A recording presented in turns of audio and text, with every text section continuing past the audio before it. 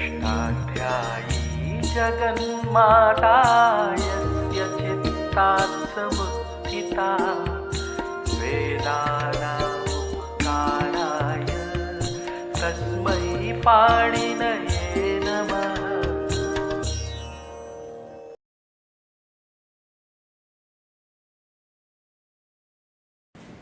नमः पाणिनये। हम लोग तास प्रत्यय को सामने रखकर तकार थकार परे होने पर किस प्रकार से संधि होगी इसका विचार कर रहे हैं। तो अब हमारे सामने दो अक्षर बचे हैं, ज और ह। सामान्य को हम जान चुके हैं, जकार और हकार, ये दो बच गए हैं। तो देखिए, जकार तीन प्रकार का होता है। जकार तीन प्रकार का है। सारे जकार को एक समान मत समझिए, क्योंकि जो चौकू सूत्र है जो कहता है चवर्ग के स्थान पर कवर्ग होता है, झल परे होने पर और पदांत में, उसका बाधक बैठा है। कोई भी सूत्र स्वतंत्र होकर काम नहीं कर सकता। यदि उसके बाधक हैं तो बाधक काम करेगा, और बाधक के काम करने के बाद जितनी जगह बचेगी उसमें वो सामान्य सूत्र काम करेगा। तो चौकू सामान्य है। चवर्ग के लिए सामान्य है कि चवर्ग के स्थान पर हम कवर्ग कर दें यदि हमको आगे झल दिखाई पड़े, या वो चवर्ग पदांत में हो। किंतु उसका बाधक कहता है कि नहीं, तुम सबको नहीं कर सकते, सारे चवर्ग को कवर्ग तुम बना नहीं सकते, जितने हमको चाहिए इतने हमको पहले तुम दे दो। तो क्या चाहिए भ्रष्ट भ्रज को? तो कहता भ्रश्च भ्रज सृज मृज यज राज भ्राज छशाम शाह। तो चवर्ग में से उसने मांग लिया भ्रष्ट को कि भ्रष्ट को हम शाह बनाएंगे। तो भ्रष्ट को जब शाह बनाएगा तो भ्रष्ट को छोड़ करके जो चकारांत धातु बचेंगे उन्हीं को चौकू का बना सकेगा। इसी प्रकार जो छकार है वो तो छो छूट का विषय बन गया, और जो छो छूट में किंगिति की अनुवृत्ति मानते हैं वे भ्रष्ट भ्रज सूत्र में सतुक छकार मानते हैं। तो उनके मत में सतुक छकार के स्थान पर तो शाह होगा, तो जो अतुक छकार होगा उसके स्थान पर खा होगा, कुत्व होगा। ये भी हम पढ़ चुके हैं। और जो किंगित की अनुवृत्ति नहीं मानते हैं उनके अनुसार छा के स्थान पर हम सतुक छा के स्थान पर हम छो छूट से शाह करेंगे, उसके बाद फिर हम भ्रष्ट भ्रज से उसको मूर्धन्य शाह करेंगे। तो ये भी चौकू से निकल गया हाथ से। तो चौकू के हाथ से कितने वर्ण निकल गए? तो एक चकारांत धातु निकल गया भ्रष्ट, और छकारांत में से सतुक छकार निकल गया, और जकारांत में से कितने निकल गए? भ्रज सृज मृज यज राज भ्राज। 6 धातु इस सूत्र पढ़े गए। इन 6 धातुओं को चौकू से कुत्व नहीं होगा। तो क्या होगा? भ्रष्ट भ्रज सूत्र से मूर्धन्य शाह हो जाएगा। इसका विचार हम कर लें। तो भ्रज बा भ्रज प्रत्यय ती। हम सारे उदाहरण ता से नहीं दिखा सकते, क्योंकि ता प्रत्यय के लगने पर हमको इडागम का विचार करना पड़ता है। ता प्रत्यय आधातुक है, तो हम ता लगाएं, चाहे तव्य लगाएं, चाहे त्रिन लगाएं, चाहे त्रिच, कोई भी आधातुक तकारादि प्रत्यय आएगा तो हमको इडागम का विचार करना पड़ेगा। और इडागम पीछे बैठ जाएगा तो संधि हम बता नहीं सकते, दिखा नहीं सकते। ये भ्रज धातु है, इससे प्रत्यय लगाता। भ्रज धातु अनिट है, इसको इडागम नहीं होगा। इडागम नहीं हुआ तो जा और ता, इसके बीच में हमें संधि करना पड़ेगी। तो कैसे संधि करें? तो चौकू तो कहता है चवर्ग के स्थान पर कवर्ग करिए, तो उसको बाधा भ्रष्ट भ्रज ने। जब उसने बाधा तो उसने कहा इसको बनाएंगे शाह। पर इसको शाह बनाने के पहले हमने सूत्र पढ़ा है स्को संयोग आद्योर अंत्यच। यदि अंत में संयोग है और संयोग के आदि में सा है तो इस सा का हम लोप कर देंगे। कब करेंगे? झली पदांते। यदि इसके बाद झल आया हो या ये पदांत में हो तो ये झल परे है, तो हमने सा का लोप कर दिया, तो बन गया ये भ्रज और ता। इस जा को हमने भ्रष्ट भ्रज सूत्र से शा बनाया। जब ये शा बना तो इष्टुनाष्टु से टा बन गया, तो बन गया भ्रष्टा। और जब भ्रज को भ्रजो रोपधि और मैंने तरस्याम से भर्ज हो जाएगा, तब भ्रष्टा बन जाएगा, तब भ्रष्टा बन जाएगा। तो भ्रष्टा भ्रष्टा, इसको मतलब नहीं है संधि को, भ्रष्ट भ्रज को चोकू को इससे मतलब नहीं है कि ये कौन सा ता है, जैसा आधातुक का है कि आधातुक का है, इसलिए उसको जा दिखता है। भर्ज दिखा तो भ्रष्टा और भ्रज दिखा तो भ्रष्टा। भ्रष्टा भ्रष्टा और भ्रष्टा, ये दो बन गए। ये धातु था सृज, इसको हमने अमागम किया। वो अमागम संधि का विषय नहीं है, इसलिए इसको छोड़ करके हम आपको दिखा रहे हैं सृज धातु साक्षात, क्योंकि संधि को जा देखना है और ता देखना है। उसके आगे पीछे से उसको कोई मतलब नहीं, ता के बाद क्या है इससे मतलब नहीं, और जा के पहले क्या है इससे भी उसको कोई मतलब नहीं। संधि को दो अक्षर देखना है, ये पहले वाला और बाद वाला। तो जा है, जा के बाद ता है। तो कौन सा जा है? ये भ्रष्टादि धातुओं का जा है, इसको हो जाएगा शा। जब शा होगा तो ये हो जाएगा टा, सृष्टा। मृज धातु है, मृज को वृद्धि किसने की, इससे संधि को कोई लेना देना नहीं। मृज को किसने वृद्धि की, कैसे मार्ज बन गया, इससे संधि को कोई लेना देना नहीं है। उसको देखना है मृज धातु का जा। इसके बाद आया ता, तो मार्ज और ता, जा को हो गया शा, ता को हो गया टा, मार्ष्टा। भ्रष्टा और सृष्टा और माष्टा, भ्रष्ट भ्रज सृज, यज यज और ता। जा को हमने बनाया शा, तो ता को हो गया टा, यष्टा। अब जो धातु बचे राज और भ्राज, इसमें हम आपको कोई आधातुक प्रत्यय लगा के नहीं दिखा सकते, क्योंकि यदि आधातुक तकार आएगा तो इसको इडागम हो जाएगा, क्योंकि राज और भ्राज धातु सेठ है। इसलिए उसके उदाहरण के लिए हम आपको साधातुक प्रत्यय दिखाते हैं ती, और उसके लिए धातु को हमने द्वित्व करके यंगलुगंध बना दिया। तो रा राज और ती, ये राज धातु का जा है और ये ता है। संधि को मतलब नहीं कि ये आधातुकता था और ये साधातुकता है, इससे संधि का कोई प्रयोजन नहीं है। उसको चाहिए जा और जा के बाद ता, तो जा के बाद ता आया। और कौन सा जा है? राज धातु का जा है, तो इसको हो गया शा, ती को हो गया टी, तो रा राष्टी। इसी प्रकार बा भ्राज और ती,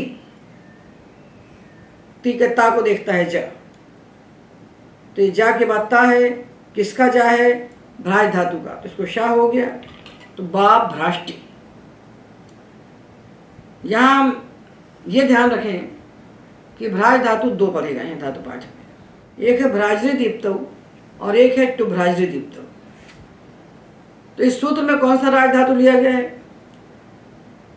तो राजरी के साहचर्य से इस सूत्र में जो भ्राजरी धातु कहा गया है वो हमें टु भ्राजरी धातु मानना चाहिए। तो टु भ्राजरी धातु का जो जा है, इसको तो भ्रष्ट भ्रज से हम शा बनाएंगे, और जो बचा हुआ जा है भ्राजरी धातु का, उसको हम चौकू से गाही बनाएंगे। तो टु भ्राजरी के भ्राज से बा भ्राष्टी, और यदि भ्राजरी धातु का जा है तो उसको कुत्व करके हम गा बनाएंगे, और खरीचा से का बनाएंगे, तो उससे बा भ्राक्ति ही बनेगा। तो हमने ये सारे जकार देख लिए, भ्रज, सृज, मृज, यज, राज और टुभ्रज। ये 6 जकारों को तो हम मूर्धन्य शा बनाते हैं, और इसके मूर्धन्य शा बनने के बाद जो इसके बाद आने वाला ता बैठा है, उस ता को हम इष्टुनाष्टु से टा बना देते हैं। अब चौकू सूत्र का अवसर है कि बाधक को जितने धातु लेना थे उतने उसने ले लिए, उसे छीन झपट के। अब जितने चवर्गांत धातु बच गए, चवर्गीयांत जिनके अंत में चवर्ग के व्यंजन है, चाचा चाचा, उनके स्थान पर चो कु सूत्र काखा गाघा कर सकता है। तो अपवाद को छोड़ करके जितने बचे उनमें चो कु की प्रवृत्ति होगी। जैसे तेज और ता, तो ये तेज का जो जकार है प्रश्चादि से भिन्न है। इसको कुत्व करके बनेगा ग, चाछा जा के स्थान पर काखा ग, और गकार के स्थान पर अब खरीचा का अवसर आया। अभी तक खरीचा कुछ कर ही नहीं सकता था। जब तक 8-2 के सूत्र बैठे हैं, 8-3 के सूत्र बैठे हैं, तब तक खरीचा को अवसर मिल ही नहीं सकता काम करने के लिए। तो 8-2 के सूत्र बैठे हुए हैं सामने, चौकू बैठा है, भ्रष्ट भ्रष्ट बैठा है, इसको संयोग आद्यो बैठा हुआ है, खरीचा कुछ नहीं कर सकता। अब जब इन सूत्रों का कार्य पूरा हो गया तब खरीचा का अवसर है।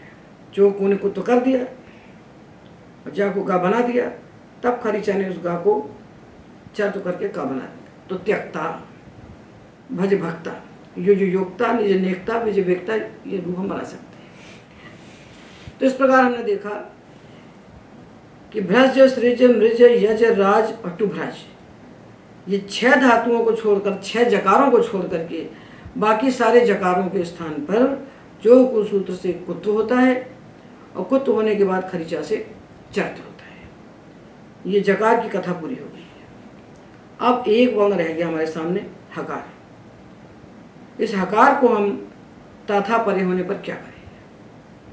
तो देखिए, हकार के लिए पाणिनि ने 4 सूत्र बनाए हैं 8वें अध्याय के दूसरे पाद में।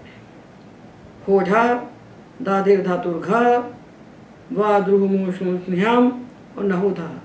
मतलब हा के स्थान पर ढा होता है, घा होता है और धा होता है। 3 अक्षर होते हैं हा के स्थान पर, ढा, घा और धा।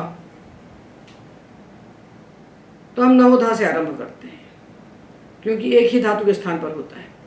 तो न धातु का जो हा, उसके स्थान पर धा होता है। ये कब होता है? झली पदांते। तो ता और था झल, उनके परे होने पर न धातु के हकार को हमने बनाया धा।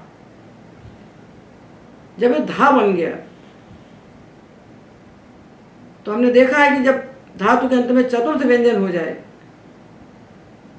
तो खरीचा नहीं होता।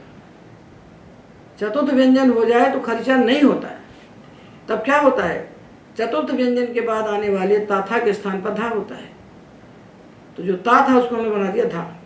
तो न और ता बन गया नध और धा।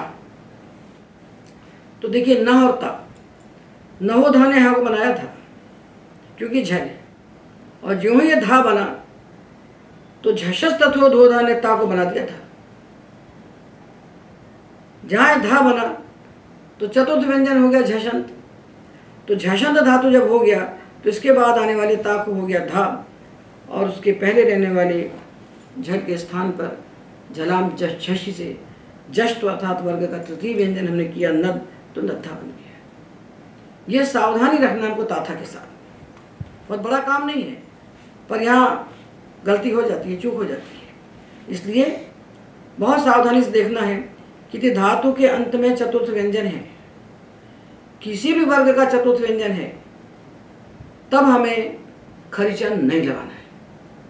और 1, 2, 3 व्यंजन है, प्रथम, द्वितीय, तृतीय, तो हमें खरीचा लगा देना है। यही है तकार परे होने पर, तकार परे होने पर, ता प्रत्यय परे होने पर नहीं। चाहे वह तास हो, तुमुन हो, तव्य हो, त्रिच हो, उक्ताक्, तवत्, उक्त्वाक्, तिन, कोई भी प्रत्यय हो, प्रत्यय से कोई लेना देना नहीं, तकार से मतलब है। तो तकार और थकार यदि आगे बैठे हैं और धातु के अंत का व्यंजन चतुर्थ है, झाबा घा जा धा, तो झाबा घा जा धा को पहले हम कुछ नहीं करेंगे, ता को धा बना देंगे। और जो ही ता को धा बनेगा तो धा तो खर है नहीं, तो चर तो हो नहीं सकता। फिर हम झलाम झषि से जष्ट कर देंगे। जष्ट का मतलब है वर्ग का तृतीय व्यंजन बना देंगे। अब हम दूसरा सूत्र लेते हैं, दादेर धातु घा।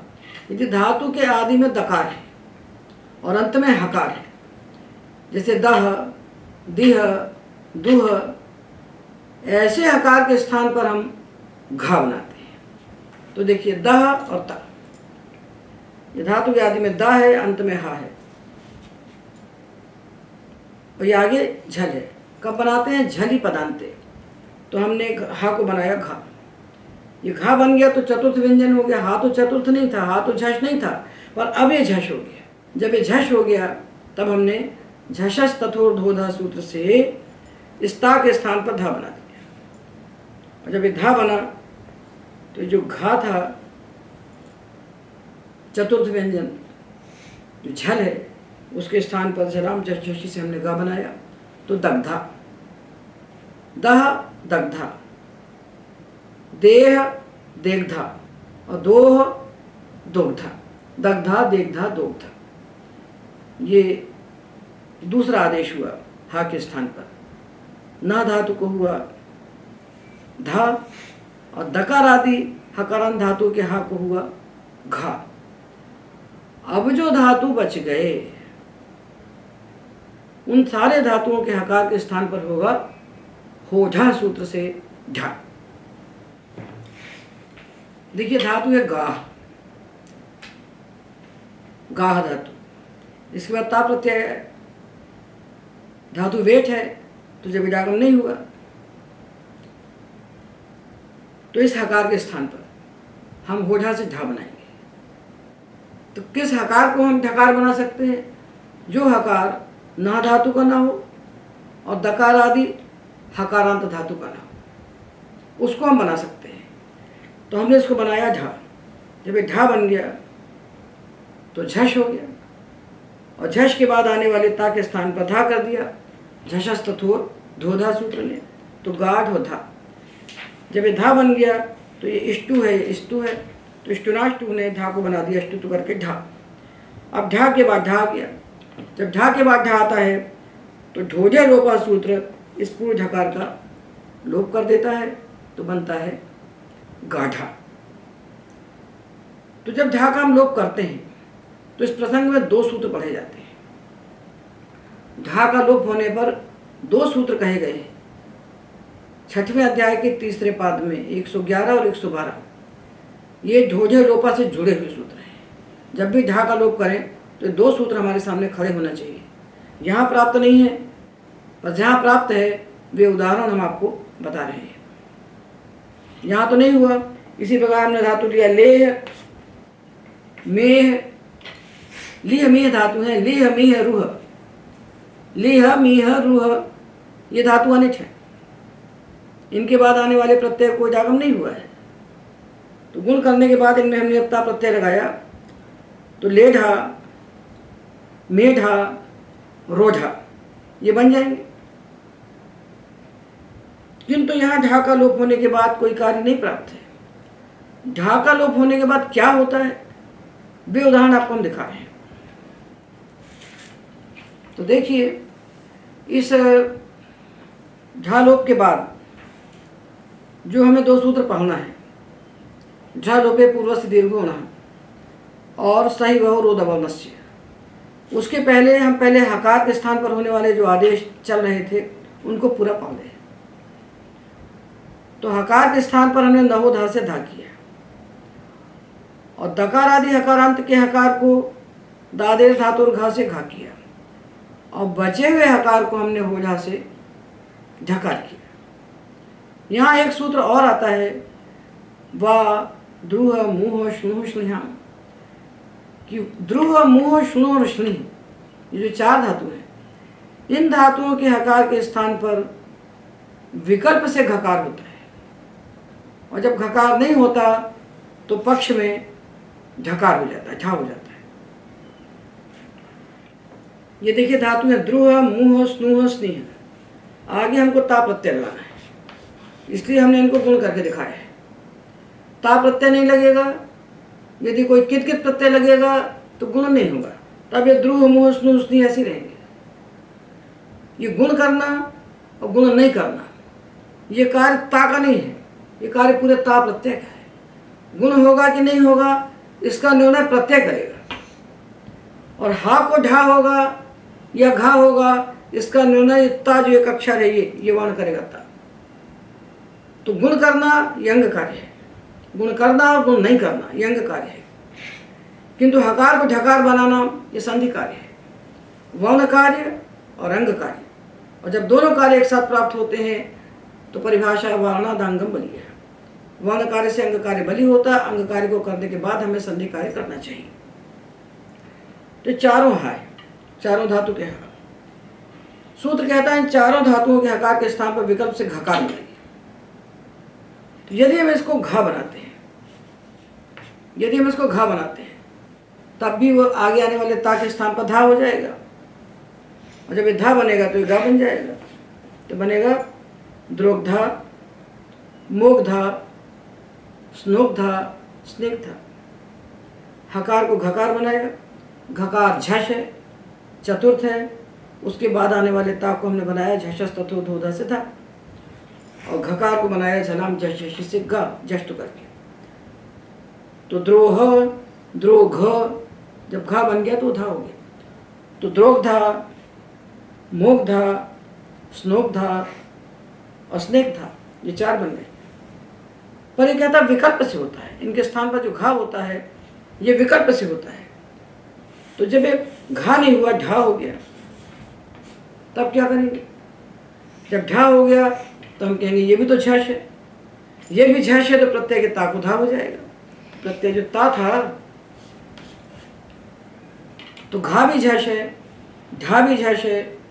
दोनों स्थितियों में ता को तो धा हो ही जाएगा झषस तथो धोधा से। जब ये धा बन गया तो इसके बाद जब धा बना तो एक कार्य और होगा कि इष्टु है और ये स्तु है। तो इष्टुनाष्टु सूत्र से इस धा को हम बना देंगे ढा, और जहाँ ये ढा बना तो ये जो हा को ढा बना था इसका लोप हो जाएगा ढोढे लोपा से। तो द्रोढा, मोढा, स्नोढा और स्नेढा।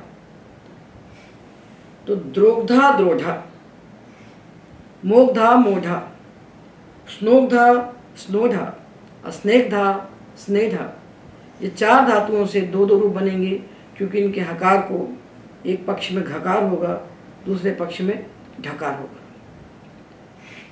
ये बात तो संधि की हो गई। अब रह गए ये दो कार्य जो ढा का लोप होने के बाद होते हैं, इनका विचार हम करें। अब देखिए, ये धातु है ध्रुव, मुह, स्नुह, स्नेह। वही धातु हैं जिनसे हमने अभी ता प्रत्यय लगाया था। ता प्रत्यय कित नहीं था तो हमने उपधा को गुण कर दिया था। अभी प्रत्यय लिया क्ताक, तव, तुक्त्वा, ये सब कित है। कित है तो क्या होगा? किंगित चा से गुण का निषेध हो जाएगा। पुगंध लघुपधा सिचा सूत्र से उपधा को जो गुण प्राप्त था उसका निषेध हो गया। तो निषेध हो गया, ये तो अंगकार का विषय है। संधि के सूत्र को इससे कोई लेना देना नहीं है। संधि के सूत्र को चाहिए ये हा और ये ता, इसको इतने से मतलब है, हा और ता। तो कहता गुण हो चाहे ना हो, इसमें हमको क्या लेना देना। हमको तो हा के बाद ता दिख रहा है, तो हम यहां संधि करेंगे और इसको ढा बनाएंगे, क्योंकि ध्रुव, मुह, स्नुह, स्नेह के हकार को विकल्प से ढकार होता है। और भी धातु ले लीजिए, गुह ले लीजिए, ये भी वेट है, इसको ले लीजिए। तो इनको हमें ढकार बनाया, इन सारे हक हमने बना दिया ढा। और जब ढा बना तो ये जो ता है इनको बन गया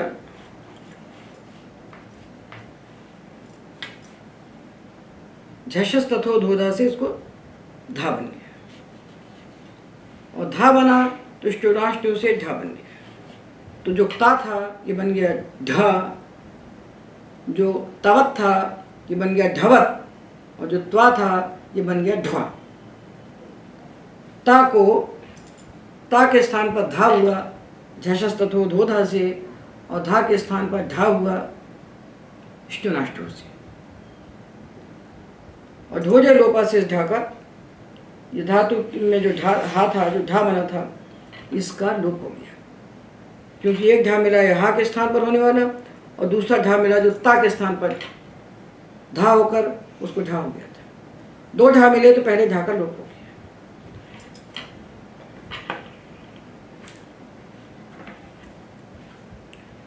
तो जब हमने गुण करने के बाद हा को ढा बनाया था और उसके बाद ता को धा बनाकर स्तुत्व करके पूर्व झकार का लोप किया था, तो लोप करने के बाद हमको उपधा मिल रहा था ओ ए और ए, ये मिल रहे थे। और ये और ए जो हैं ये आनी है, इसलिए हमारा रूप यहीं पर पूरा हो गया था, द्रोझा मोझा स्नोझा स्नेझा। किंतु जब मैंने गुण नहीं किया तब क्या स्थिति है? तब स्थिति दूसरी है।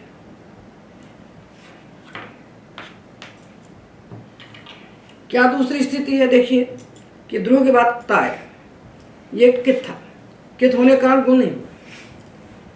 तो गुण हो या ना हो, इससे होधा को कोई लेना देना नहीं है, क्योंकि संधि का सूत्र है। तो इसने देखा कि ता जो आ रहा है ये झल है, इसके परे होने पर हा के स्थान पर झा बना दो, क्योंकि वाद रूमू भी झलिपद अंत्य होता है, तो झा हो गया।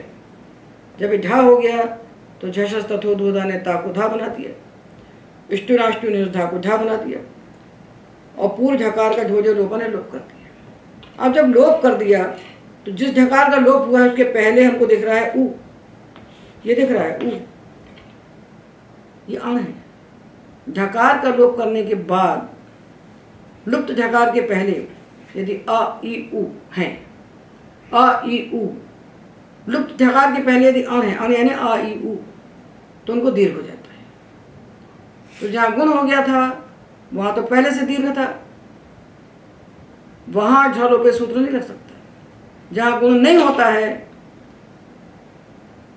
अथवा वहाँ ह्रस्व आ रहता है पहले से, तो अ ई उ जहाँ पर हमको दिखाई पड़ेंगे वहाँ झ लोपे पूर्वस्य दीर्घोण सूत्र इनको दीर्घ कर देगा, तो ध्रुधा।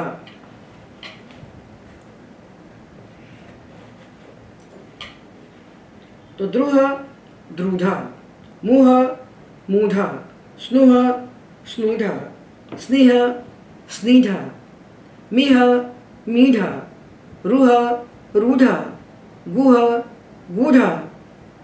ये सारे प्रयोगों में जहाँ गुण नहीं होगा, लुप्त झकार के पहले, जिसका लोप किया उस झकार के पहले यदि छोटा अ, छोटा ई और छोटा उ, ह्रस्व अ, ह्रस्व ई और ह्रस्व उ हैं, तो उनको हम झ लोपे पूर्व से दीर्घ होना सूत्र से दीर्घ होना देंगे। तो ध्रुव ध्रुधा, मुह मूढ़ा, स्नु स्नूढ़ा, स्नेह स्नीढ़ा, गुह गूढ़ा, रुह रूढ़ा, मिह मीढ़ा, ये बन जाएंगे। तो मिह मीढ़ा में हमने ई को दीर्घ किया और गुह गूढ़ा में हमने ऊ को दीर्घ किया, तो ई को दीर्घ किया, ऊ को दीर्घ किया। आ को कैसे दीर्घ होता है ह्रस्व आ को, इसका उदाहरण हमको आर्धातुक में नहीं मिलता, तो हम साधातुक आपको दिखा रहे हैं। ये रा धातु है, इसको हमने यंगनुगंत बनाए तो रारा बन गया, रारा होती, ये हा होता है। होधा को एक हा चाहिए और आगे उसको जल चाहिए। कौन सा धातु है, क्या प्रत्यय है, इससे उसका कोई मतलब नहीं। तो हा को हो गया होधा से ढा, ती को हो गया झशस तथोधोधा से धी, इष्टुराष्ट्यु से ढी। अब दो झा हो गए तो पहले झा का लोप हो गया। जब लोप हो गया तो उस लुप्त झा के पहले ये छोटा आ दिख रहा है, रा र ढी, इसको झ लोपे पूर्वस्य दीर्घोण सूत्र ने दीर्घ कर दिया तो बन गया रा राढ़ी, रा राढ़ी, रा राढ़ा, रा राढ़ी, रा राढ़ा, ये प्रयोग बन जाएंगे।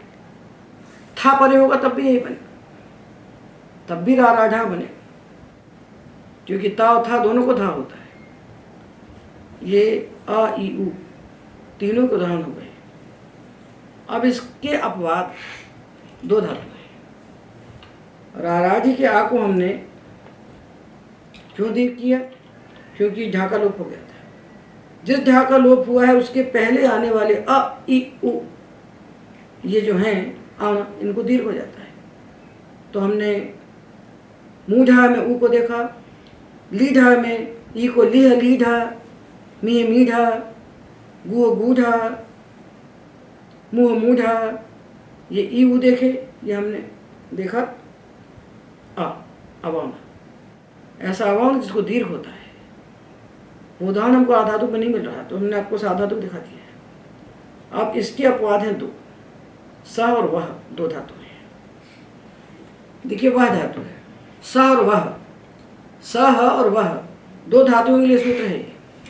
तो वह धातु से हमने ता प्रत्यय लगाया, अथवा सा धातु से हमने ता प्रत्यय लगाया, तो हा को हुआ ढा, हो ढा से, और जहाँ ढा हुआ तो झष्ट तत्व धोधा ने ता को बनाया था, स्टुनाष्टु ने इसको बना दिया ढा। अब ये दो ढा जब हो गए तो एक ढा का लोप हो गया ढोढे लोपा से। यहाँ तक तो समान चली प्रक्रिया, किंतु जब ढा का लोप हुआ और उसके पहले हमको छोटा आ दिखाई पड़ा, तो झ लोपे पूर्वस्थ दीर्घ उन्होंने कहा कि इसको हम दीर्घ बनाएंगे। तो उसका बाधक सूत्र आता है सही बहो रोध अवर्णस्य। स और वह का अवर्ण यदि है, स और वह धातु का आ यदि है, तो उसको ओ होगा। तो वह का आ है, इसको हो गया ओ, तो वोढ़ा, और स से सोढ़ा, तो स व से सोढ़ा वोढ़ा बनेगी। स और वह दो धातुओं का यदि अवर्ण है तो उसको दीर्घ नहीं होगा, उसको ओ होगा। तो वह से वोढ़ा और स से सोढ़ा, सोढ़ा सोढ़ुम सोढ़व्यम, सोढ़ा सोढ़ुम सोढ़व्यम। स और वह का अवर्ण होगा तो उसको ओ होगा, अवर्ण नहीं होगा तो उसको ओ नहीं होगा। तो वह में अवर्ण कम नहीं मिलेगा। देखिए वह धातु से प्रत्यय लगाया, क्ता प्रत्यय कित है, कित होने से उसको संप्रसारण हो गया वचस्वपी सूत्र से, संप्रसारण हो गया तो बन गया ऊ। अब वह का अवर्ण चला गया, तो वह का अवर्ण चला जाए, संधि के सूत्र को धातु से मतलब तो है नहीं कोई, तो उसने देखा हा है, तो हा को उसने बना दिया हो जाने ढा, हो जा से ढा हुआ, तो ता को झष तत्व धोधा से ढा हो गया। जब धा बन गया तो ष्टुत हो गया, इसको ढा हो गया। अब ये हो गया उढ़ और ढा। इस ढा का जो लोपा ने लोप कर दिया, लोप कर दिया, उस लुप्त ढकार के पहले अब अवर्ण नहीं दिख रहा है, ऊ दिख रहा है, ऊ। यदि वह का अवर्ण होता तो उसको ओ बनाता, अब तो वह का ऊ है, तो इसको झ लोपे पूर्वस्थ दीर्घ उन्होंने दीर्घ कर दिया, बन गया ऊढ़ा। तो वह ताया तो वोढ़ा, वोढ़ुम वोढ़व्यम, और ताक तवत उक्त्वा जब आए तो ऊढ़ा ऊढ़वान ऊढ़ा। और जब सा धातु के बाद ता प्रत्यय लगाएंगे तो वह को तो संप्रसारण होकर के ऊ हो गया, सह को तो संप्रसारण होता नहीं, तो उसे सह ही रहेगा। तो सा और ता, तो हा को ढा बनाया और ता को धा बना के ढा बनाया, तो सा ढो ढा हुआ, और ढो जो लोप किया तो सा और ढा, तो सा में तो अवर्ण दिखाई पड़ रहा है, तो इसको उत्तर हो जाएगा सोढ़ा। तो वह से ऊढ़ा और सा से सोढ़ा, सोढ़ा सोढ़वान सोढ़ा, सोढ़ुम सोढ़व्यम सोढ़ा। सा धातु का अवर्ण बचा रहता है, उसका कोई परिवर्तन नहीं होता, तो वहाँ जाकर के सही वह रुद वर्ण से सूत्र उसको ओ बना देता है। और वह धातु का जो आ है वो चला जाता है, कहाँ चला जाता है, प्रत्ययकित होता है तो वह को संप्रसारण होता है, और जब संप्रसारण होता है तो संप्रसारणाच सूत्र से उसको पूर्व हो जाता है, तो आ तो गया। तो वह धातु में जब आ रहता है तब उसको ओ होता है झ लोप होने पर, और जब आ नहीं रहता तब उसको झ लोपे से दीर्घ होता है। जो सा धातु आ कहीं आता जाता नहीं है, इसलिए उसको जब भी ढ लोप होता है तो उसको ओकार होता है। तो ऊढ़ा ऊढ़वान ऊढ़ा, यहाँ संप्रसारण हुआ, और जब प्रत्यय कित नहीं है और संप्रसारण नहीं होता तब वोढ़ुम वोढ़व्यम वोढ़ा। किंतु सा को तो संप्रसारण होता नहीं है, तो इससे पूरे प्रत्ययों में, सारे तकार आदि प्रत्ययों में ढा लोप होकर के ओकार होगा। सोढ़ा सोढ़वान सोढ़वा, सोढ़ुम सोढ़व्यम सोढ़ा। यह आकार की पूरी बात हो गई। अब जो प्रश्न उठेगा आपके मन में कि सा धातु तो सेठ था, यानी कैसे हो गया। तो इसको हम इडागम में पढ़ चुके हैं, विशेष इडागम में, कि तकार परे होने पर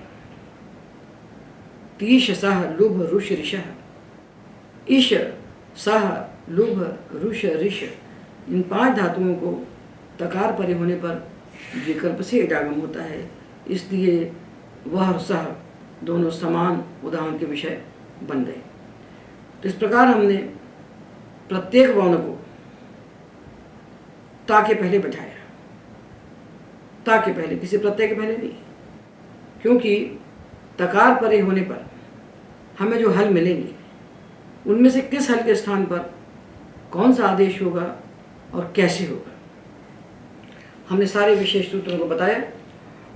और जहाँ विशेष नहीं है, विशेष का अर्थ ये हुआ कि ता परे होने पर तो हमको खरीचा से चर करना था, तो कितने सूत्रों ने खरीचा को रोक दिया, काम नहीं करने दिया।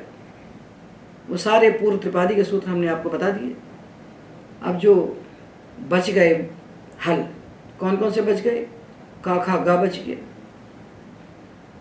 और टा ठा डा बच गया, और ता था दा बचा, और पा फा बा बचा। इनके स्थान पर हम खरीचा से चर्त करके अपने अपने वर्ग का प्रथम व्यंजन बना देंगे। का खा गा को हम का बनाएंगे, जैसे शक शक्ता, ले लेख उर्ती ले लेखती, लालग उर्ती लालकती, 3 को करेंगे चर, चौथे को नहीं कर सकते क्योंकि चौथा झष है। टा रारट और ती रारट्टी, ता को इष्ट हो गया। मामठ और ती, तो मामठ का जो ठा था इसको हमने खरीचा से टा बनाया, और प्रत्येक ता को इष्ट करके टा, तो मामट्टी। और लालड और ती, तो डा जो है इसको चर्त हो करके हम टा बना देंगे, लालट्टी। तो टा ठा डा को टा होता है, और जब टा हो जाता है तो प्रत्येक ता को इष्ट होकर टा बन जाएगा। और पाफा बा को पा होगा, लालप और ती लालपती। रारफ और ती, तो फकार को हमने चर्त करके पकार बनाया, तो रारप्ती। और चाकब और ती, इस बकार को हमने चर्त करके पकार बनाया, तो चाकप्ती। तो का खा गा को का, टा ठा डा को टा, ता था दा को ता, ता। चाचत चाचत्ती, था मामथ मामत्ती, और दा रारद रारत्ती। का खा गा को का, टा ठा डा को टा, ता था दा को ता, और पा फा बा को पा। ये सबसे अंत में इतने जो बच गए इनको खरीचा ने चर किया। इनसे बचे हुए जो थे, इनके अलावा जो थे चतुर्थ व्यंजन और शाशा साहा, ये रह गए। इनके स्थान पर खरीचा कुछ नहीं कर पाया। उनके लिए दूसरे सूत्र जो बैठे थे पहले पूर्व त्रिपादी के, उन सूत्रों ने काम किया। इस प्रकार हमने तकार परे होने पर होने वाले संधि कार्यों को संक्षेप में आपके सामने प्रस्तुत किया। तो ये जानिए कि ये सारे संधि के सूत्र तास प्रत्यय के लिए नहीं है, ये सारे तकारों के लिए। तो तुमुन तब व्यत्रिच त्रिन तास तवई तवेन तोसुन तवें, और साधातु प्रत्यय में जो आएंगे ती ताम तम त, जितना भी तकार दिखाई पड़ेगा, क्योंकि संधि को ता चाहिए और था चाहिए। ये जो बताया तकार के लिए, ये सबका सब थकार के लिए भी है। जो कुछ तकार के लिए बताया इस सबको आप थकार के लिए भी चाहिए, क्योंकि था के लिए समान है, समान विज्ञान है। जितना बताया बाध्य बाधक वो सब तकार थकार दोनों के लिए है। इसलिए तकार थकार परे होने पर किस हल के स्थान पर संधि से क्या क्या आदेश होंगे, क्या परिवर्तन होंगे और क्या रूप निष्पन्न होगा, ये पूरी बात हमने बताई। इसको एकदम आत्मसात करके तब हम किसी तकार आदि प्रत्यय को लगाने की प्रक्रिया में प्रवेश करेंगे, तो हम कहीं भी लड़खड़ाएंगे नहीं, कहीं भी हम भ्रांत नहीं होंगे। तो ये हमने तकार परे होने पर संधि का विज्ञान आपके सामने रखा। इसको ये जान लीजिए कि किसी विशेष प्रत्यय से जुड़ा हुआ विज्ञान नहीं है। संधि को प्रत्यय से कोई लेना देना नहीं है। तो कोई प्रत्यय आएगा, चाहे कित हो चाहे अकित हो, चाहे तुमुन तव वितृष हो अकित, और चाहे ताक तव तुक्त्वा हो कित, चाहे वो सार्वधातुक हो चाहे अर्धातुक हो, तकार परे होने पर हमको संधि में इसी प्रकार से चलना है। एतावदेव।